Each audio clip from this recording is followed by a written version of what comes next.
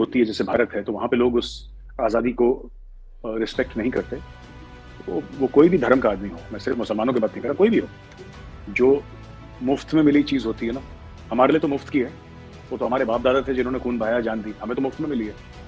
वो तो फौजी है जो सड़क पे जान दे रहा है अपनी, हमारी आज़ादी के लिए वो खून बहा रहा है। बाकी लोग तो अपने अपने वे में इकोनॉमी में, देश में कंट्रीब्यूट कर रहे हैं, लेकिन जो सैक्रिफाइस वाली बात है वो तो कम लोगों ने करी ना, तो उसको हम फॉर ग्रांटेड ले रहे हैं। ये जो लड़ाई है ईरान की, हिजाब की नहीं है। हिजाब एक ट्रिगर था, उस लड़की की अफसोसनाक मौत जो थी आरजू जी, वो एक ट्रिगर थी। But this entire scenario, which is almost like a civil war in Iran, has very little to do with hijab. देखिए, ईरानी लोग जो हैं वो आज का सिविलाइजेशन नहीं है, ये सिविलाइजेशन हजारों साल पुराना है। जब किंग साइरस और किंग ज़र्क्सिस हुआ करते थे, उनके भी पहले का है। तो दिस प्रीडेट्स इस्लाम। जो ईरानियन सिविलाइजेशन है वो इस्लाम के पहले का है। तो और ये उस वक्त का है जब आप ये लगा लीजिए, जब during the times of Alexander the Great, इस पूरे खित्ते में this was a civilised place. और तो कहने की बात यह है कि उन लोगों का एक खास माइंडसेट है। 1979 जब रेवोल्यूशन हुई थी, उसके पहले बड़ा मॉडर्न मुल्क हुआ करता था, वहाँ के लोग मॉडर्न विचारधारा के हैं, मॉडर्न सोच के हैं, मॉडर्न जहनियत रखते हैं। लेकिन फिर वो मौलाना मौलवी आए और उन्होंने सबको फिर मारपीट शुरू करी। 1979 में रेवोल्यूशन हुई थी ईरान में, आपको पता ही है बेहतर मुझसे। तो ये सब हुआ और फिर ईरानी लोग ऐसा पसंद भी नहीं करते। तो वो जो हैं, वो लड़कियां जो हैं वो हिजाब जला रही हैं या अपने बाल काट रही हैं। एक लड़की है जिसने अपने बाल काट के अपने भाई की कब्र के ऊपर डाल दिया उसने। तो हिजाब तो एक ट्रिगर था। I think this is also again an Iranian fight for independence. आज़ादी की लड़ाई लड़ रहे हैं। जो अक्सर तारिक फतेह साहब बोलते हैं ना, अल्लाह का इस्लाम है और एक मुल्ला का इस्लाम है। अक्सर तारिक फतेह साहब बोलते हैं मुल्ला के इस्लाम से आज़ादी की लड़ाई लड़ रही है। और यहाँ पे मैंने इंडियन मुस्लिम्स पे ज़्यादा नहीं देखा कि वो कमेंट कर रहे हैं। बड़ा इंटरेस्टिंग आर्टिकल आया है टाइम्स ऑफ इंडिया में। वो TOI प्लस करके आता है, वो पेड होता है TOI प्लस वो आर्टिकल। तो मैंने वो पढ़ा, हसन सुरूर साहब का है। तो वो जो आर्टिकल है मैं आपको बताता हूँ, उसमें इन्होंने ना काफ़ी कुछ बातें बोली हैं और ये मैं आपके भी थोड़ा सा सामने रखना चाहता हूँ। Why it is time to delink hijab from Islam. और ये हसन सुरूर साहब हैं और इनकी ओपनिंग लाइंस क्या है, बड़ी इंटरेस्टिंग है आरजू जी। Indian Muslims and liberals who are staying mum about the anti-hijab protests in Iran are making the mistake of viewing a secular struggle for rights through a religious prism. एक जो secular struggle है Iran में, अपनी इज्जत का, अपनी आबरू का, अपनी आजादी का, उसको एक रिलीजियस प्रिज्म से देख रहे हैं। तो यहाँ पे कई ऐसे लोग हैं, ये हसन सुरूर साहब का आर्टिकल ये कहता है कि यहाँ पे भारत में कई मुसलमान हैं जो कहते हैं कि नहीं, वो ईरान की जो औरतें कर रही हैं गलत है और औरत को हिजाब में ही रहना चाहिए, क्योंकि यहाँ पे भी मौलवी मौलाना रिलीजियस लीडर्स यही स्टोरी सुनाते रहते हैं उनको। तो ये चल रहा है यहाँ पे, which is very sad because I think और इंडिया में भी जो लोग कह रहे हैं ना कि आपने हिजाब मना करा, हिजाब किसी को मना नहीं करा आरजू जी।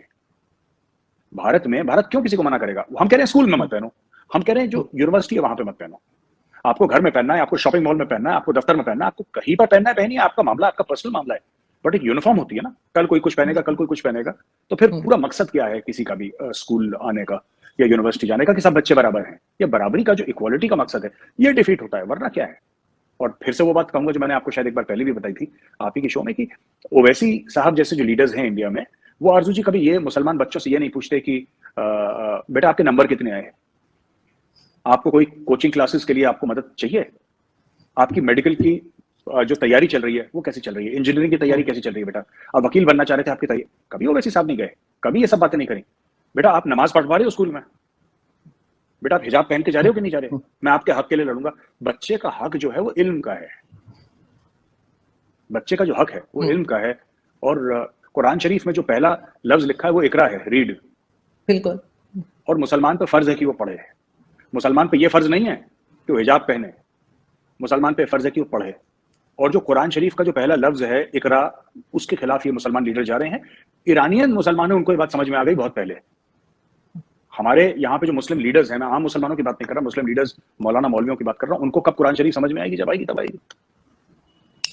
ये तो आपने ये भी शायद न्यूज देखी होगी कि ईरानियन प्रेसिडेंट से कोई इंटरव्यू लेना चाह रही थी, मुझे याद नहीं कि किस मीडिया से, CNN की थी या BBC की थी, तो उन्होंने कहा जी हेड कवर करके आए, तो उन्होंने मना कर दिया था कि नहीं जी मैं इस तरह से नहीं आऊंगी।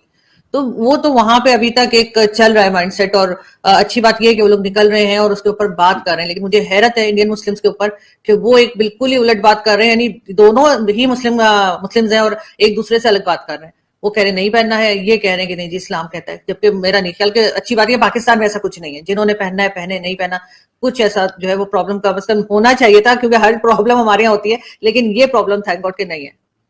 अर्जुन जी, ऐसा है ना कि यहाँ पे मुसलमानों को, जो उनके लीडर हैं, जो मौलवी मौलाना हैं, उन्होंने कभी भी मुसलमानों की तरक्की के बारे में बात नहीं करी। कभी ये नहीं बोला कि पढ़ाई क्या है, नौकरियों के बारे में, ये कभी मुद्दा रेज नहीं करा। उनका सिर्फ ये था कि हज हज चले जाओ, 50% डिस्काउंट दे देगी सरकार, और वक्फ बोर्ड ने इतनी जमीन और घेर ली है। वो यही है इनके इनके 2-3 मसले हैं, पैसे का, जमीन का, और डायरेक्टली इस्लाम की जो रसूमात हैं उनका। इस्लाम की रूह से इनका कोई लेना देना है नहीं। यहाँ के जो मौलवी मौलाना ज्यादातर है, सबकी बात नहीं कर रहा, इनकी इस्लाम की जो रूह है उससे कोई लेना देना नहीं है। और पाकिस्तान में भी यही है कि इस्लाम की रूह से